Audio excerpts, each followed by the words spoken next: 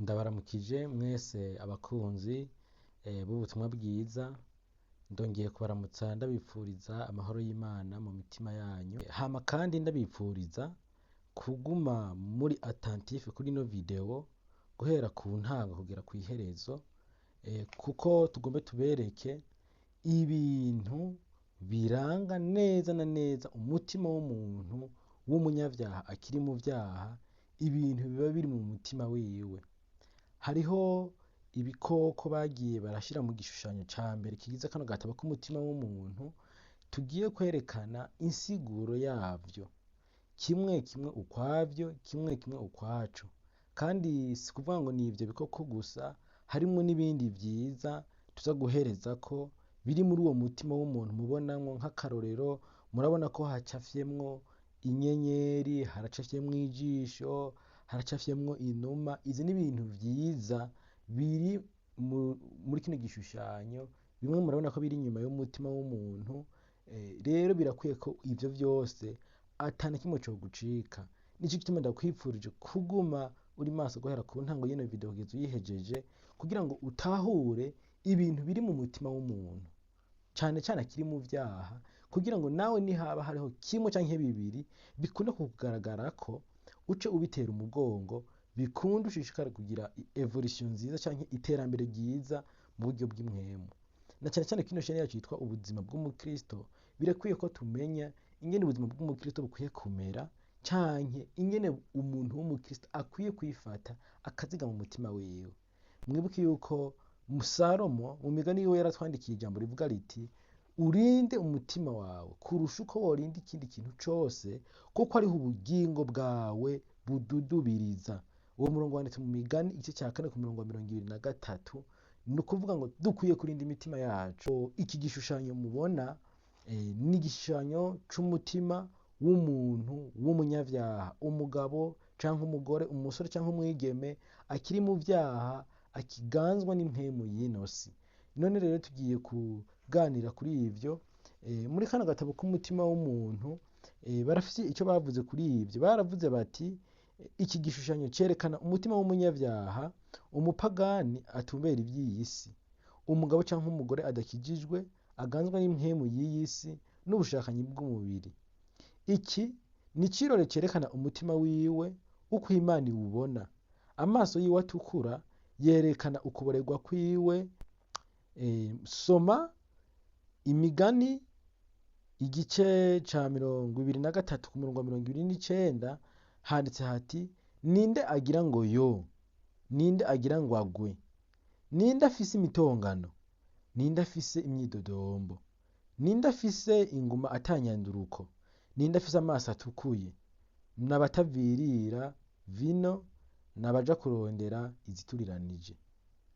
Ntukitegereze vino iyo itukuye, iyo ica ibibatsi mu kirahuri igashoka neza, uburuhiro ijyana nk'inzoka, igakomora nk'imvuvyi. Amaso yawe ukayahanga ku vy'inzaduka, kandi umutima wawe ukavuga ibigoramye. Ni ukuvuga iyi ni imirongo bifashishije kugira ngo berekane ko inzoga canke ibintu biboreza ari icaha. Ibintu biboreza ni icaha. Bariko baravuga rero abantu babinywa, abantu bafise amaso atukuye, abantu bakunda kugira ingoma atanyanduruko. Murabizi birashika umuntu yanyoye vyinshi akagwana, agatukana, akavuga ibitagororotse, ugasanga yakomeretse. Nivyo bariko baravuga muri ino mirongo y'ijambo ry'Imana. Dushishikare gusoma.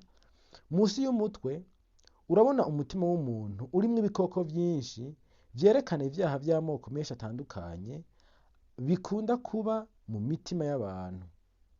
Umutima ni inzu y'ivyaha. Imana iravuga iti: umutima uribesha kuruta ibindi vyose, ugwaye indwara itokira, ninde yowumenya?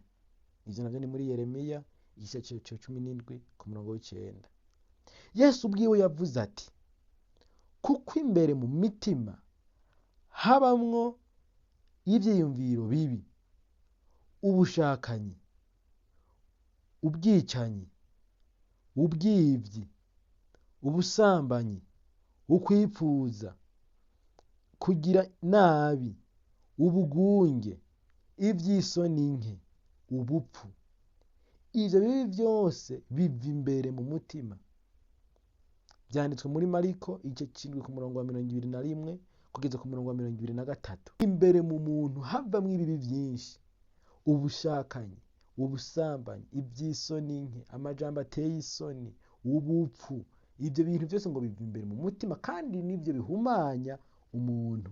Ntitwokwirwa turatevya, twumvise yuko ibi bikoko biri muri uwo mutima ari ibikoko canke ari ivyaha, bisigura ivyaha bikunda kuba imbere mu mitima y'abantu. None rero tutiriwe turatevya, reka tugende nido ryavyo, nce dusigura kimwe kimwe ukwaco mu vyumva. Nico gituma nabipfurije kurorera ino video kugeza iheze. Ibintu tugiye kuvugana vy'ibikoko birimwo, murabona ko harimo umusambi. Imbwa isigura ubushakanyi, ubusambanyi, ibiteye isoni, ukwipfuza, kugomwana, kureshanya, ibintu vy'ubuhumane. Harimwo n'ingurube yerekana ukuborerwa, ikongera ikerekana icaha citwa ubukunzi bw'inda. Harimwo n'akanyamasyo. Akanyamasyo nako kerekana ubunebwe, kwirengagiza, uburozi, hamwe no kuja ku bapfumu. Harimo n'ikindi gikoko ca gatanu citwa ingwe, gicafyemo muri uwo mutima murakibona. Ingwe rero nayo isigura icaha c'uburake, ipfuhe, kujingitwa, kuvumana, kurahira, no kwica. Harimo n'igikoko ca gatandatu inzoka. Inzoka nayo yerekana ishari hamwe no kubesha. Harimwo n'igikoko c'indwi igikere. Igikere naco cerekana ipfa. Ipfa mu Kirundi ni umunoho mwinshi cane. Umunoho urengeje bawitwa ipfa. Kandi kino kintu c'igikere cerekana icaha co guhahamira amafaranga hamwe n'ubutunzi. Harimwo n'ic'umunani ariwe Satani. Murabona ko Satani acafyemwo. Hano yerekana ko ari we se w'abanyabinyoma bose. Nico bisigura, ni se w'abanyabinyoma bose, niko ubutumwa bwiza butubwira. Harimwo rero n'ibindi bintu vyiza nkeneye yuko utohomba biri mu mutima w'umuntu akiri umunyavyaha. Murabona ko hacafyemwo inyenyeri, harimwo ijisho, harimwo umumarayika, hariho murabona inuma, murabona ibirimi vy'umuriro bikikije uwo mutima. Ivyo bintu vyose ni ibintu vyiza ibi duherejeko ngomba yuko utogenda utamenye, kugira ngo nawe uce umenya aho uri, uce umenya ibiri mu mutima wawe canke n'ibiri inyuma y'umutima wawe, kugira ngo umenye ingene urondera evolution canke ingene urondera gutera intambwe mu buryo bw'impwemu, nawe wironkera akaryo ko kwegera muri Yesu. Reka rero tudatebeje dusigure kimwe kimwe ukwavyo. Turabahaye ikaze ubugira kandi, nimba utari bwagire sabone kuri La Vie Chrétienne TV, ubuzima bw'umukristo, urahawe ikaze ugire sabone. Ubuheruka twaragize introduction canke intangamarara kuri kino gitabo c'umutima w'umuntu. Ubu naho tugomba kuzoza turagenda agace kamwe kamwe ku kandi kugeza kino gitabo dugihejeje, mugabo tuvuga les essentiels canke tuvuga ibintu ibingirakamaro, amapoint makuru makuru bagiye bashimikirako muri kino gitabo, bahimiriza abantu canke bahanura abantu. Mwibuke ko mu ntangamarara twamenye ko kino gitabo kimaze imyaka irenga 200, kandi yuko benshi bagisomye bakabona ingene imitima yabo imeze, bagahitamo guhindukirira umukiza, bakaba baratabawe. None rero nahawe uronse akaryo keza ko kugisanga kuri La Vie Chrétienne TV, ubuzima bw'umukristo, kugira ngo wumve ibigize kino gitabo, hama bigutere nawe guhindukira, bigutere gutunganya umutima wawe, kuko ariho ubugingo bwawe bududubiriza. Yesu Kristo aguhezagire. Utari bwagire rero sabone, gira sabone, hama bishobotse upartage, ni vyiza. Yesu abahezagire. Igikoko ca mbere twabonye ko ari umusambi. Ni ikiguruka ciza gose, kandi hano cerekana ubwishime. Lusiferi, umumarayika mukuru, kera yatwara umuco w'Imana, yagwishijwe n'ubwishime ahinduka umwasi w'Imana, niwe Satani. Satani ni umumarayika w'umwiza, si uw'umuco nka kera. Muvyumve neza, Satani yitwa Lusiferi ico gihe yatwara ngo umuco w'Imana, mugabo kubera ubwishime arakorogwa. Ubu acaba umumarayika w'umwiza, mugabo si uw'umuco. Yahindutse umwasi w'Imana kubera ubwishime. Rero nawe niba ubona ubwishime mu mutima wawe, ubute ubuhebe. Imana iranka abantu bishima. Reka tubandanye. Ubwishime bwiyerekana mu buryo bwinshi.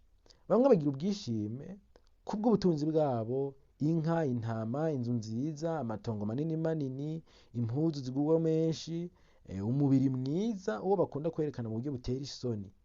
bamwe banuka ubwishime birata ubwoko bwabo, canke ko bize amashure makuru, canke ko bafise inkomezi nyinshi, canke ko bw'ivyo bakoze, canke ko ari abera, canke ko ari abirabura, ivyo bo n'ibindi vyinshi. Abandi bagomba kwigira beza mu kwambara ubudede, impeta z'intoki n'iz'amatwi, no mu kwica amabavu ku mibiri yabo. Ariko Imana yaremye imibiri itunganijwe. Imana iragwanya abibona, ariko abicisha bugufi ibaha ubuntu. Iri jambo ryanditswe mu cete ca mbere Petero yanditse igice ca 5 ku murongo wa 5, ko Imana igwanya abibona, ariko abantu bicisha bugufi ikabaha ubuntu. Imana iranka ubwishime n'amanyama. Soma mu Migani ku murongo w'8, igice c'8 ku murongo wa 13. Havuga ngo kwibona kubanziriza kurimbuka, kandi umutima wirarira ubanziriza kugwa. Imana itugirire imbabazi. Mwumvise ko ubwishime atari bwiza. Igikoko kigira kabiri twabonye ko ari imbwa. Imbwa ni ikigereranyo c'ubushakanyi n'ubusambanyi no gukora ibiteye isoni. Imbwa hirya hose irihumanya. Abenshi mu bantu bamera batyo nabo. Aho baja hose batangura kugomwana no kureshanya. Muri iyi minsi mibi y'iherezo, ubusambanyi n'ubushakanyi bumaze kugwira cane. Abasore n'inkumi ntibazi kwiganza neza. N'abafise umugabo canke umugore nabo bagira nabi, n'abapfakazi nyene benshi bari mu busambanyi. Icyaha cononye Sodomu kiramaze kwinjira muri benshi cane. Nico gituma amajambo ya Yesu agira shike hamwe yavuga yuko mu minsi y'ihereza abantu bazomera nk'abo muri Sodomu na Gomora. Murumva yuko imbwa isigura ubusambanyi, ubushakanyi, ibintu vyo kugomwana, umuntu akagenda aragomwa haciye hose, canke abantu bafise abagabo canke bafise abagore bagakora ibitabereye, bakarenga ibigo, bagakora n'ibindi vyaha vy'ubusambanyi, vyo kutaganza imibiri yabo. Ibi nk'ivyaha vyari muri Sodomu na Gomora, ubu bikaba vyaramaze kugwira. Murumva rero ino mbwa bacafye muri uno mutima usigura ubusambanyi canke ubushakanyi. Abazuru iyo babonye umuntu w'umusambanyi bamwita imbwa. Umuntu ameze atyo ntashobora kuraga ubwami bw'Imana.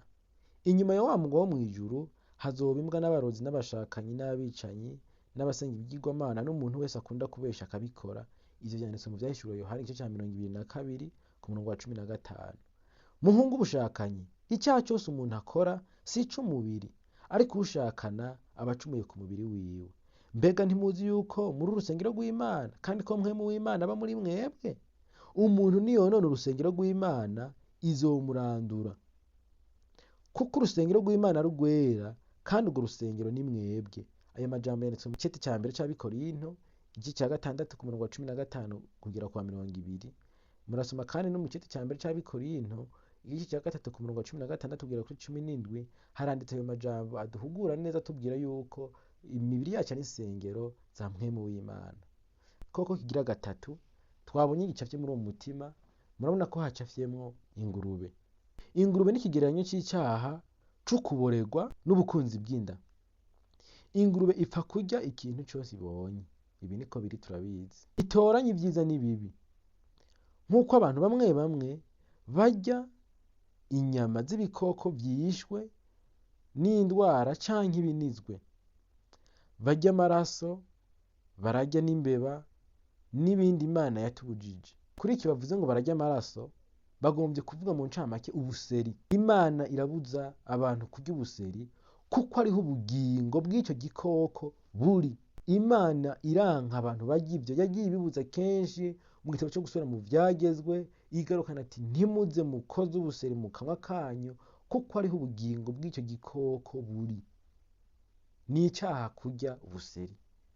Ushobora kuba warabikoze, igituma uriko uravyumva no kugira ngo ubihebe uve mu vyaha wemere ubutumwa bwiza.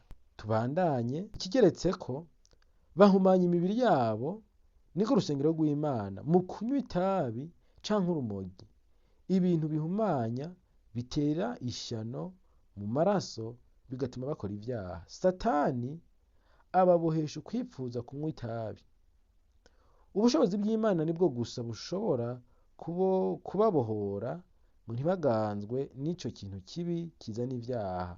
Abantu benshi bamwe bashaje bo n'abandi bakiri bato biyumvira ngo ntaco bitwara iyo umuntu aboregwa inzoga canke vino canke whisky, ariko nta mborerwa izoraga ubwami bw'Imana. Inzoga sindya n'ishano ryonona ubwenge, rituma abantu bayinyoye bamera nk'ibijuju. Ndabibutsa ko ndiko ndasoma igitabo c'umutima w'umuntu. Barasambana, bakora ibibi vyinshi, mbere hari aho bica abandi. Ivyo ntibabikora iyo bazi ubwenge uko bukwiye. Vino niyo mucokoranyi, ibiboreza n'ivyo ruyogoyogo, kandi ubidandabagiramwo wese ntagira ubwenge. Iryo jambo ryanditswe na Salomo mu Migani igice ca 20 ku murongo wa mbere. Yavuze ngo umuntu adandabagirana mu biboreza ngo ntagira ubwenge. Imana idutabare. Kandi Bibiliya itwereka yuko mu banyabwenge bose babayeho atawabaherutse asumba nde? Salomo. Kiretse nde? Kristo Yesu. We nyene niwe yavuze ngo uruta Salomo ari hano mu gihe yariko arivuga. Imana idufashe. Abakora inzoga n'ibindi biboreza bakora icaha kingana n'ic'ababigurisha canke ababinywa, kuko ijambo ry'Imana rivuga riti bazobona ibara abiha agashimwe mu kunywa vino, bakaba abagabo bo guturiranya ibiboreza. Yesaya 5 ku murongo wa 22. Azobona ibara uha mugenzi we ibinyobwa, na wewe umwongerera ko ibituriranije ukamuboreza, kugira ngo wirabire ubwambure bwiwe. Abaheburayo 2 ku murongo wa 15. Ntimuzimire.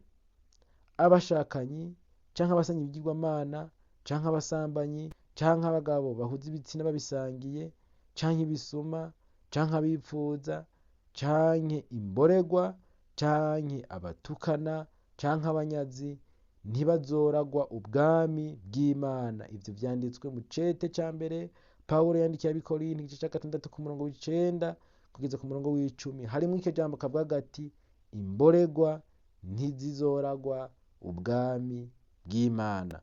Wowe uriko urumva bino ukaba uzi ko wadandabagiranye muri kimwe canke ikindi, garuka kuri Yesu arakugirira imbabazi, kuko ni umunyembabazi, akunda guharira. Kandi ibikorwa vy'inyama, umubiri, biramenyekana n'ibi: gusenga ibigirwamana, uburozi, ubwansi, intonganya, ishari, uburake, ikeba, kwitandukanya ibice, igono, kuborerwa, kudandahirwa n'ibindi bene ivyo. Abakora ibisa bityo ntibazoragwa ubwami bw'Imana. Ivyo vyanditswe mu Bigalatiya igice ca 5 ku murongo wa 19 kugera kuri 21. Ntimukaboregwe vino canke inzoga irimwo ubuhumbu, ariko mwuzure mpwemu yera. Ivyo vyanditswe mu Banyefeso igice ca 5 ku murongo wa 18. Murumva yuko ikintu co kuboregwa bariko barakigarukako cane gose muri kino gitabo. Vy'ukuri va muri ubwo buzimire, va muri ico caha. Ibintu biboreza ni icaha. Abantu b'imborerwa ntibazoragwa ubwami bw'Imana. Niko kino gitabo c'umutima w'umuntu kivuga. Kandi murumva yuko n'amajambo turiko turasoma yanditswe mu gitabo ciza ca Bibiliya. Nawe urashobora kujayo ukavyisomera. Ahandi havuga hati abanyotewe, Yesu isoko y'ubugingo arabahamagara ati namba hari ufise inyota naze kuri jewe anywe. Ivyo vyanditswe muri Yohana 7 ku murongo wa 37.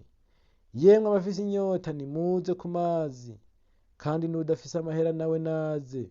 Nimuze mugure murye, nimuze mugure vino n'amata, mudatanze amahera canke ibiguzi. Niki gituma mutanga amahera kugura ibitari ivyo kurya nyakuri? Niki gituma mukorera ibidahaza? Mugire umwete wo kunyumvira, niho muzoga ivyiza, ubugingo bwanyu bunezererwe ibishashagira. Ayo majambo yanditse muri Yesaya 55 guhera ku murongo wa 1 kugera ku murongo wa 2. Aho rero tuvuye kuri kino gikoko bavuze ko ibintu vyinshi cimbwa. Reka rero tuje ku gikoko kane, arico akanyamasyo. Akanyamasyo ni igikoko cama kigenda buhoro cane, kitwibutsa ivyaha vy'ubunebwe no kwirengagiza n'uburozi. Uko utizera kumeze nk'icyaha c'uburozi. Unebwa agwa mu bigerageza vyinshi, yopfuma yibaha ko akora, kandi kenshi ico kigendana no kwica. Ubunebwe mu vy'umutima butubuza gusenga no gusoma ijambo ry'Imana no gukorana n'abandi bantu b'Imana. Butubuza gusesa ijambo ry'Imana, kandi iryo jambo riduha ubugingo budashira. Icaha c'ubunebwe ari kibi, bavuze ngo muri buno buzima busanzwe umuntu w'umunebwe ngo yopfuma yibaha ko akora, kandi ivyo niko biri. Umuntu arera amaboko abuze ico arya kija kwiba. Rero baca batubuza ngo mu vy'impwemu naho, ubunebwe butubuza gusenga no gusoma ijambo ry'Imana, bukatubuza kurisesa ngo tumenye ijambo ry'Imana, kandi iryo jambo ariryo riduha iki? Ubugingo. Vy'ukuri Imana idutabare kuri ico. Imana itugabire gusenga, Imana itugabire gusoma Bibiliya, turonke imyanya ya Bibiliya, ntitube abanebwe dusange tutagisenga. Ikindi bongeyeko ngiki, ukwirengagiza bimeze nk'igisuma kitwiba umwanya, kandi iherezo ry'uwirengagiza n'amahonero. Imana imaze kukubwira ko ukwiye kuyiha umutima wawe uyu munsi, Satani acaza kukubwira ngo rorera kugeza ejo canke uwundi munsi ukubereye. Yamara kenshi wa wundi munsi ntawushika. Wirengagiza umunsi umwe n'uwundi, umwaka umwe n'uwundi, kugeza urupfu rugushitseko utavyiteguriye, ugapfa udafise Imana, udafise agakiza, udafise Yesu Kristo. Nico gituma Imana ivuga iti, uyu munsi aho wumva ijwi ryayo ntiwikomantaze umutima. Iryo jambo ryanditse mu Baheburayo igice ca 3 ku murongo w'indwi kugera ku murongo w'umunani. Kwirengagiza ni icyaha kibi. Ushobora kwirengagiza kwihana no munsi n'ejo na hirya y'ejo, ugasanga wavyirengagije umwaka umwe n'uwundi, ngo urupfu rugatinda rukagufata utarihana. Ntibikakubeko ucumva ino mburi, ukaba wari uri mu vyaha, ukumva umutima uriko urakubwira ihane, ca wihana wumvira iyo mburi. Umuruka w'akanyamasyo ni ikintu kigumye cane. Ni ukuvuga kiya kintu kimeze nk'ingofero c'akanyamasyo. Hamwe hamwe abapfumu barawupfumuza. Rero ico gikoko kitwereka icaha c'uburozi no kugenda ku bapfumu. Dukwiye kwizigira Imana nzima yonyene. Abantu benshi iyo batewe n'indwara canke amagorwa, bareka kwizigira Imana nzima, bakizigira intenderi n'ibiheko n'amahembe canke ibindi bintu baronka ku bapfumu, yamara bari bakwiye kwizigira Imana rurema yabacunguye. Ntidukwiye kwizigira ivy'abapfumu, ntidukwiye kwizigira amareba, ntidukwiye kwizigira ibintu vyo kuduca indasago n'ibindi. Dukwiye kwizigira Imana. Uhuye n'ibibazo ugasenga, uhuye n'amagorwa ugasenga, uhuye n'ingwara ugasenga Imana, hama ukaja ku baganga bakakuvura. Ariko ivy'abapfumu tukabitera umugongo, murumvise ko Imana ivyanka. Haranditse kandi ati, Imana yategetse Abisirayeli ati, umurozikazi canke umurozi ntimuze mumureke ngo abeho. Ivyo vyanditse mu gitabo co Kuva igice ca 22 ku murongo wa 18. Muri mwebwe ntihaze haboneke umupfumu canke umurozi canke umwambuzi canke uja kuraguza imizimu canke umumenyi canke uhamagara imizimu, kuko ukora bene ivyo wese aba abaye umuyobe kuhoraho. Ivyo murabisoma mu gitabo co Gusubira mu Vyagezwe igice ca 18 ku murongo w'10 kugera ku murongo wa 12. Ntimuze muje kubabaza bagahava babahumanya. Ni jewe Uhoraho Imana yanyu mbivuze. Vyanditswe mu Balewi igice ca 19 ku murongo wa 31. Undi murongo, umuntu yirukira abahamagara imizimu n'abamenyi, akaja kubaraguzako, akabahurumbira nk'ibimaka, nzohoza igitsure canje kuri we, ndamurandure mu bwoko bwabo. Nuko mwiyeze mubabera, kuko ndi Uhoraho Imana yanyu. Ayo n'amajambo yanditse mu Balewi igice ca 20 ku murongo wa 6 gushitsa ku w'indwi. Yesu Kristo niwe gusa ashobora gukiza umutima bo n'umubiri. Niwe aharira ibigabitanyo vyawe vyose, agakiza n'indwara zawe zose. Iyo ni Zaburi 103 ku murongo wa 1 gushitsa kuri 3. Muri mwebwe ntihaba hariho urwaye natumeko abashinganahe b'ishengero baze kumusengera. Kandi ugusenga gufatanije no kwizera kuzokiza umurwayi. Umwami azomuvyura, kandi asanzwe yarakoze ivyaha azobiharirwa. Mwaturiranire ivyaha vyanyu, musengeranire kugira ngo mukire indwara. Ayo n'amajambo dusanga muri Yakobo igice ca 5 ku murongo wa 14 kugira ku murongo wa 16. Yesu abahezagire. ugisoma kano gatabo Imana iriko iravugana n'umutima wawe ikubwira kwihana ivyaha. Mu vy'ukuri ntiwosoma ibintu nk'ibi vyose canke kuvyumva bino bintu vyose ngo umutima ureke kukubwira. Ikintu umutima ukubwira ugikore kugira ngo ubone kuba umunyamahirwe. Yesu aguhezagire. Ndakwibutsa yuko turiko turaraba ibikoko bigize n'umutima w'umuntu w'umunyavyaha, ibintu bikunda kuba mu mitima y'abanyavyaha, ivyo bakunda guhurumbira, ivyo bakunda kwitwararika. Ukivyumva ukumva kimwe canke bibiri nawe kikigutsinda, uca urondera inkomezi zo kukinesha kugira ngo ushishikare urugendo rwo kuja mw'ijuru. Turabe igikoko kigira gatanu. Ingwe. Ingwe ni igikoko gikaze cane gikunda kwica. Ni ikigereranyo c'uburake, ipfuhe, kujingitwa, bishobora kuba mu mitima y'abantu. Umuntu wese aganzwa n'uburake n'ipfuhe ashobora koshwa gukora ibintu bibi cane, no kuvuma, no kurahira nabi, no kwica rimwe rimwe. Kenshi umuntu igihe anywa inzoga atangura kwerekana wa mutima mubi. Abantu bamwe bakunda gutinya abantu banywa cane kugira ngo ntibatinyuke gusubiza abandi bibi. Vino yabo ni nk'ubumara bw'inzoka, mbere ni nk'ubumara bwica bw'imvuvyi. Yesu yavuze ati nimukunde abansi banyu. Iri ni ijambo Yesu yavuze tuzi muri Bibiliya. Yavuze ngo nimukunde abansi banyu musabire ababahama. Imana yasezeranye kuduharira ivyaha vyacu, namba natwe duharira abatugirira nabi. Murabizi yuko igihe ryose ngisho twama dusenga, Mana uduharire ibigabitanyo vyacu nkuko natwe duharira abatugiriye nabi. None rero namwe tugire kapasite yo guharira. Uburake, ishari n'inzigo tubitsinde kugira ngo iki kigereranyo c'ingwe mu mitima yacu gisigura uburake, ishavu no kwica rimwe rimwe kubera umuntu aba yagize ishari akagira uburake bwinshi, tukitsinde. Ahubwo twiremwo gutanga imbabazi, guharira no guharirana. Yesu aguhezagire. Igikoko kigira gatandatu ni inzoka. Kera ico gikoko cari ciza cane, yamara cahenze Adamu na Eva bari mu murima wa Edeni kugira ngo kibabuze gushira hamwe no gukundana n'Imana. Satani abonye ingene Imana ikunda Adamu na Eva n'ingene yahora yabahaye kuganza isi yose, vyamuteye ishari kuko ari we yagomba kuyiganza. Kubw'ishari Satani yononye ubumwe bwa Adamu n'Imana. Ishari rimeze nabi rityo, rikaze, ririho mu mitima wawe no mu bugingo bwawe, rikubuza umunezero. Icaha c'ishari ari kibi, kumwe twavuga yuko inzoka isigura ishari.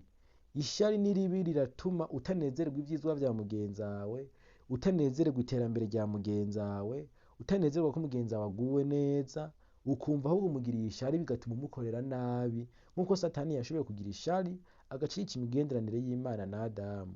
N'abantu b'Imana nabo bakwiye kwitonda cane ngo iryo shari riva kwa Satani ntirishike mu mitima yabo igihe babonye uwundi ahezagiwe n'Imana canke uwundi ikoresha cane. Ishari rizana ivyiyumviro bibi vyinshi mu mutima vyo konona umunezero w'abandi canke kubaroga no kubica. Iyo ishari rije hagati y'umugabo n'umugore wiwe, rishobora konona kubana kwabo rwose. Ipfuhe rinyinyaraye nk'ikuzimu. Birumvikana vy'ukuri, ishari rirasambura ingo, ishari rirasambura abantu bakundanye. Uwo murongo bahereje ko wanditse mu gitabo c'indirimbo igice c'8 ku murongo wa 6. Turaba igikoko c'indwi, igikere. Igikere kirya ivyondo, kandi hano kiratwereka icaha c'ipfa no guhahamira amafaranga n'ubutunzi. Kandi Bibiliya ivuga ngo gukunda amahera n'imizi y'ibibi bingahe vyose. Ivyo murashobora kubisoma muri Timoteyo, icete ca mbere ca Timoteyo 6 ku murongo w'10. Niho batweretse ko gukunda amahera ari umuzi w'ibibi vyose. Dukwiye guhunga ico kibi kugira ngo natwe ntituze dutwarwa mu nyosha mbi zo gukunda amahera. Nico gituma Yesu yatubwiye ati mwirundanirize ubutunzi mw'ijuru, aho inyenzi n'ingese bitabumara, hatariyo n'ibisuma vyimba ngo vyibe, kuko aho ubutunzi bwawe buri ariho umutima wawe uzoba. Akani yapfanye n'abiwe kuko yakunda izahabu n'ifeza n'impuzu n'amafaranga menshi, agafata ibintu bizira. ibintu Imana yanse wowe akaca abinyegeza yigombera iki? Ifeza, izahabu, mu ncamake ubutunzi. Vyaratumye apfa, n'umuryango wiwe wose urapfa, n'abiwe barapfa. None murumva ko ikintu co gukunda amafaranga ari kibi, mukigwanye. Rero ic'8 tubona yuko hacafyemwo umugabo, muramubona ni Satani. Hano batubwiye bati Satani ni wese w'abanyabinyoma bose, ni umwungere w'ivyo bikoko vyose twabonye, niwe akunda kuganza imitima. Yesu yavuze ati mwebwe muraba so wa mugwanizi, kandi ivyo so yifuza nivyo mushaka gukora. Uwo yahereye ubwa mbere na mbere ari umwicanyi, kandi ntiyahagaze mu kuri, kuko ata kuri kuri muri we. Iyo avuga ibinyoma, avuga ivyiwe, kuko ari umunyabinyoma kandi ari wese wavyo. Aya n'amajambo yanditse mu butumwa bwiza uko bwanditswe na Yohana igice 8 ku murongo wa 44.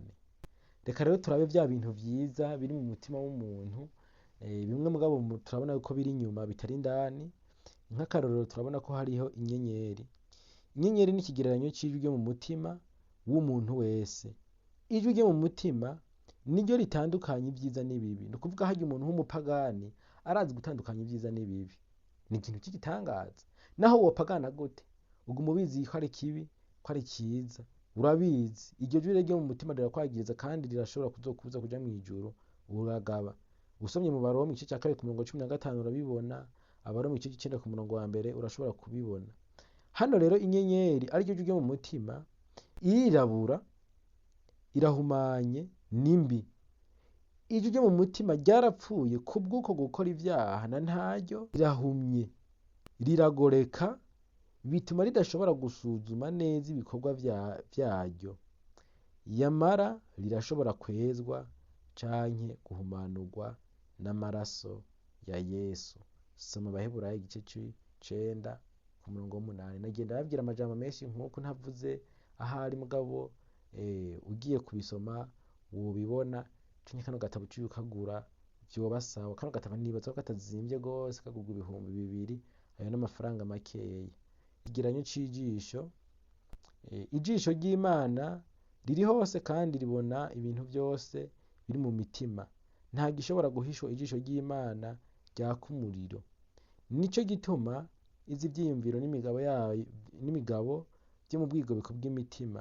Naho wokora ibibi mw'ijoro vyinshi, mu mwiza, canke mu gahinga, canke ahandi hose, Imana iba iriko irakubona. Nico gituma iryo jisho naryo barishushanijemwo. Umumarayika ni ikigereranyo c'ijambo ry'Imana.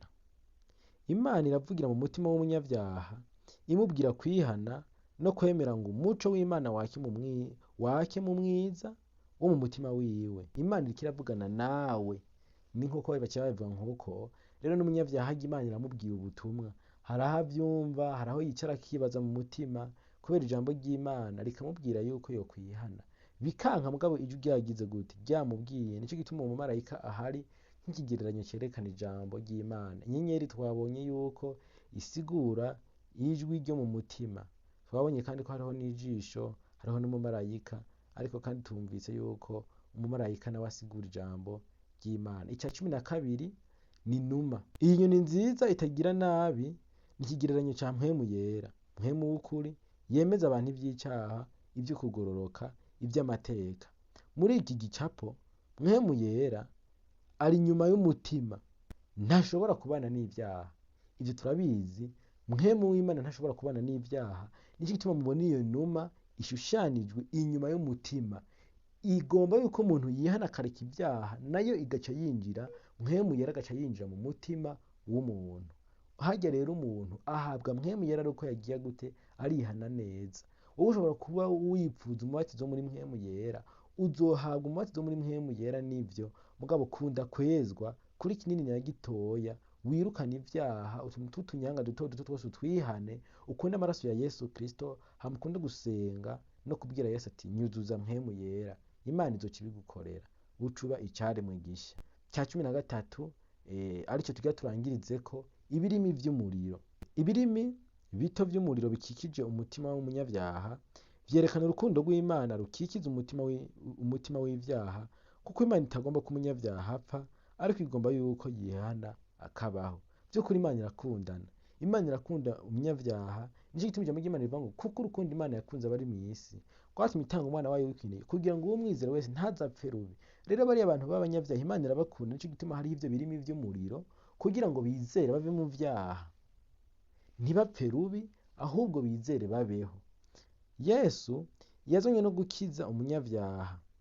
Hari umunezero mwinshi mw'ijuru kubw'umunyabyaha umwe yihanye. Imana iragomba kogesha umutima amaraso y'umwana wayo w'ikinege Yesu Kristo. Ivyo birimi vy'umuriro vyerekana kandi ayo maraso. Ego, urukundo rw'Imana ruragomba kwinjira mu mutima ukonje upfuye. Asangwa iki gishushanyo cerekana ko umutima wawe umeze. Takambira Imana, uyugururire umutima wawe, wemere ngo umuco w'ijambo ryayo wake mu mutima wawe, izera umwami Yesu Kristo urakira. Imana izoguha umutima musha, izoshira mpwemu nsha muri wewe niwabiyisaba.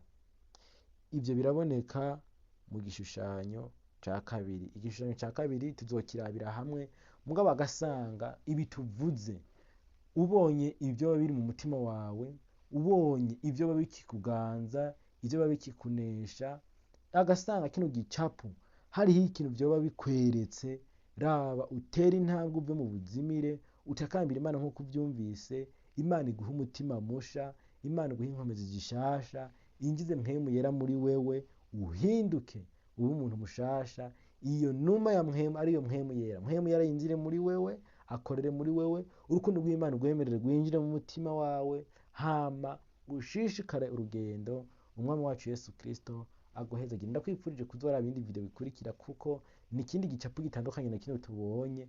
Ino munsi tubonye igicapu kirimwo ibintu bikunda kuba mu mitima y'umuntu akiri mu vyaha. Umwami wacu Yesu Kristo abahezagire.